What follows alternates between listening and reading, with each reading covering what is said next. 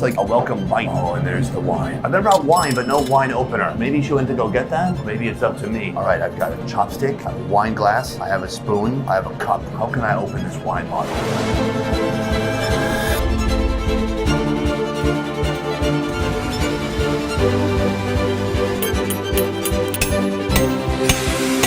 Boom, we've got our wine open.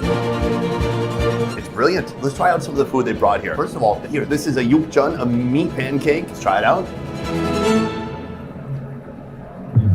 Greasy and delicious. Here, I think this is an egg. Let's try that. Oh, that's really good.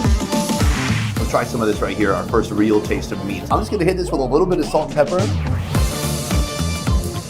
Oh yeah, it's salty, it's a little sweet, it tastes of soy sauce. That's how you make someone feel welcome. I don't need someone to pour my wine for me. I need someone to bring a little tiny boiling bowl full of meat. This is a great way to start the meal. From here, I'm gonna order my first course. And before I even get something to grill, I wanna order caviar, and I wanna order Korean style raw beef, yukhae. So it turned out they don't actually have the raw beef here, but what they do have is cow foot jelly, and that's what this is right here. I mean, just take a look at that. You can see the texture of it is so bizarre. It's like a jelly that they made from boiling the cow feet. Cheers to cow feet. It has like a meaty but jello-y, sticky texture to it. Funky but lovely at the same time. Now, this is a Russian caviar, so that's how you know it's good. Do I have mixed feelings about supporting Russia during this time? I'm mainly focused on the caviar, so no, I can't say I do. Cheers. That's really nice. A little briny, fatty, sticky. I would say very decent quality. From here, I want to order some meat to finally put on the grill. You'll see soon. Right here we have beef brisket and beef tongue, 100 grams of each. So you can see it's not a lot of volume. She's put clay plates onto the burner and then she's just kind of glazed it with a little bit of fat. All of the brisket goes in. Here, this is some sort of kimchi that she puts on. Now she's taking the beef and actually wrapping it around the kimchi. Some kimchi inside, beef on the outside. Cheers, my first bite. Oh yeah, kimchi is so fermented and almost stinky. The beef is so oily, but it tastes incredible. This is real wasabi. 99% of the wasabi that you find in supermarkets is fake, because the wasabi plant is expensive and it's a finicky plant to grow. The difference is you could eat a clump like this and it's not gonna melt your brainstem. I'm gonna put it on the beef and let's try it out. It's decadent, so rich. The wasabi is a nice contrast in flavor. It's so delicious. Oh yeah, cook up that tongue. It only needs 10 or 15 seconds on each side. He said put some of the green onion on there, put some wasabi, and some salt and pepper. That tongue is ready for my tongue. Oh, it's so springy. It's like something between a heart and lungs. So that should be pretty relatable right there. I used to get the cow tongue and I used to think like, oh, where was this cow? Who was he licking? Who was he in a relationship with? And then I learned to not think about weird things all the time. From here, I need to bring out the big guns. I am looking for the most expensive thing on the menu. It's gonna be a variety of meats that they choose, and it's coming in at 560,000 Korean won. This is such an irresponsible use of company funds. Let's eat some beef.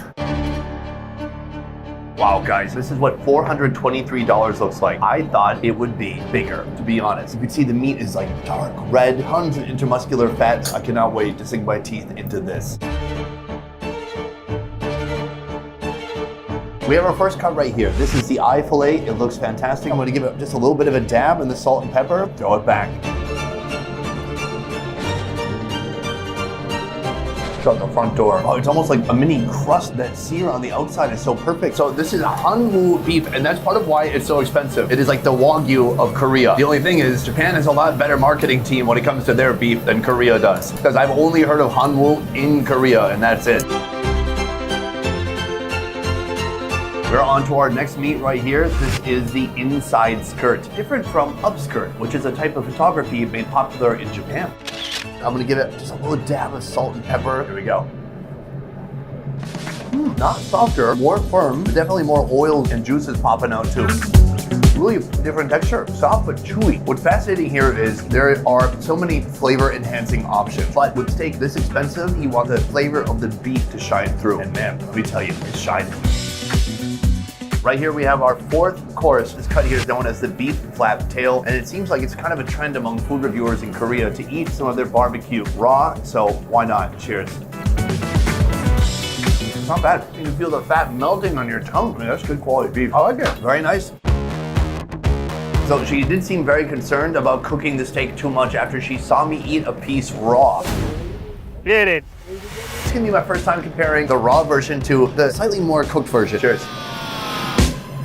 It's so good. I prefer it cooked a little bit more. This has a delicious buttery taste to it. It is so rich. Every bite you take, more of this intramuscular fat is spilling out of the meat and just kind of gliding down your throat. It's like A5 Wagyu. It says A5 Hangwoo. We are down to our final meat. Right here we have Korean ribs. Koreans are the masters of ribs. Because what they do is they take the beef bone, they cut it, and then they slice it until it becomes this long blanket of meat. It's just like an accordion.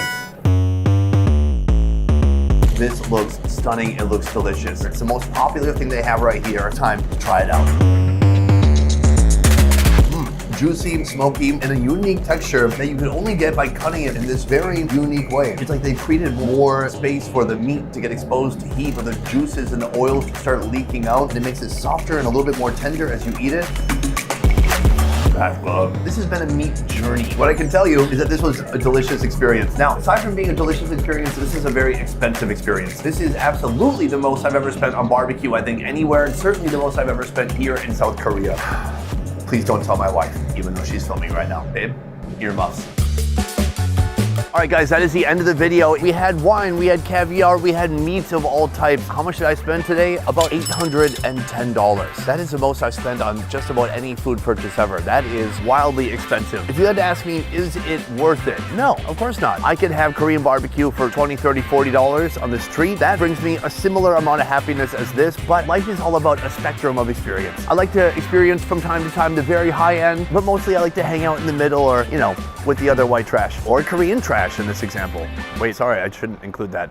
I didn't mean it. I'm gonna go take a nap. Thank you so much for watching. I will see you next time. Peace. Something's happening. Oh!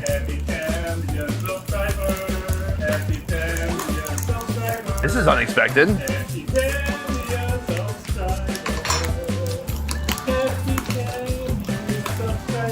It's a 10 million subscriber cake. Thank you so much, Joe. One candle remaining for our final subscriber. Huge thank you to Joe here for helping support us in this trip. Thank you, my man. It was a pleasure. Joe has been instrumental in making sure we get every location we needed and helping us go to every place we wanted to go. I also want to point out, I got my first subscribers when I lived here in Korea, and then now coming back, I got my 10 million subscribers. So what a wonderful circle. I love it. Glad I could celebrate with you, my man. Boom.